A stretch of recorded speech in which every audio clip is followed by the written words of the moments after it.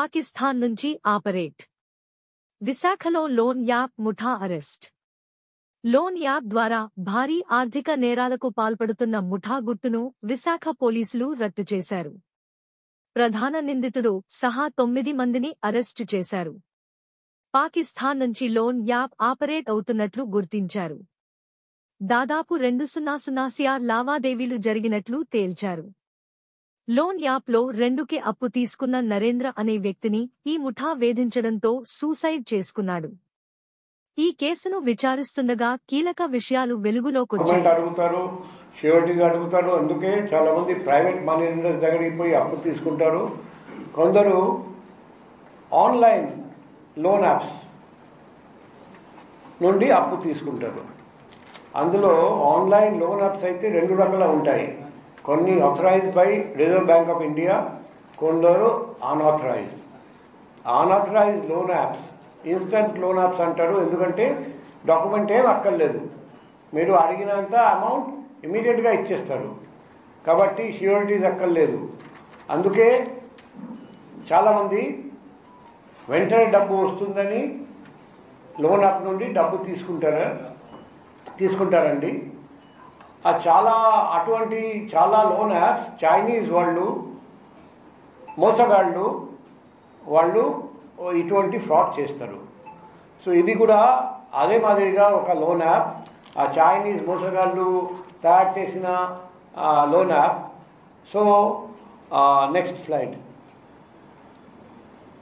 So ఈ కేసులో ఏం జరిగింది, ఇటువంటి కేసెస్లో ఎలా జరుగుతాయి? ఇనిషియల్గా ఇమీడియట్గా డబ్బు ఇస్తారు.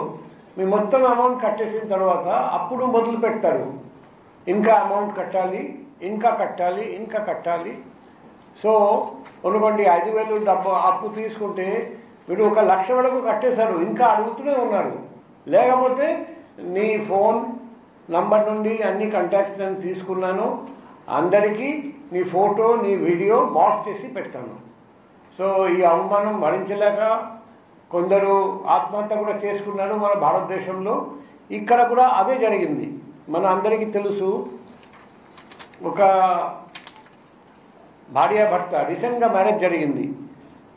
జస్ట్ 1,000 ప్లస్ 1,100 లోన్ తీసుకున్నారు.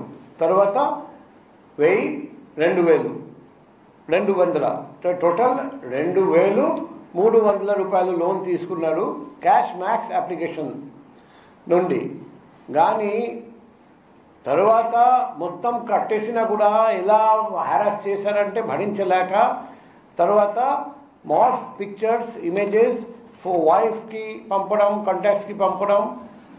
అప్పుడు వైఫ్ ఫైనల్గా ఇదంతా భరించలేక ఆ వ్యక్తి ఉరి వేసుకొని చనిపోయాడు. నెక్స్ట్.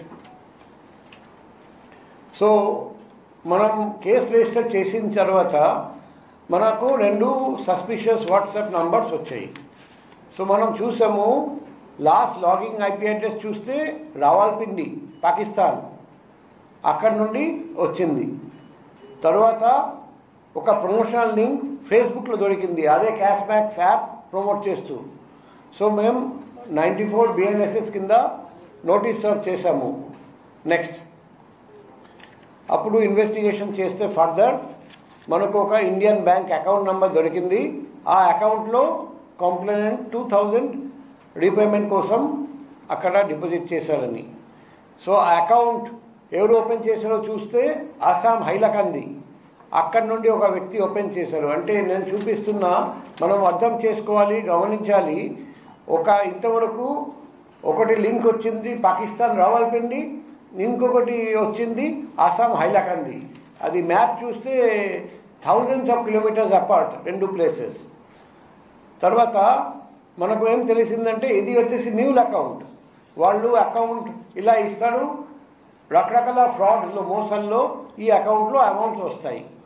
ఈ అమౌంట్కి వచ్చిన అమౌంట్ మళ్ళీ ఇంకా 5 డిఫరెంట్ అకౌంట్స్కి వెళ్ళిపోయినాయి. నెక్స్ట్.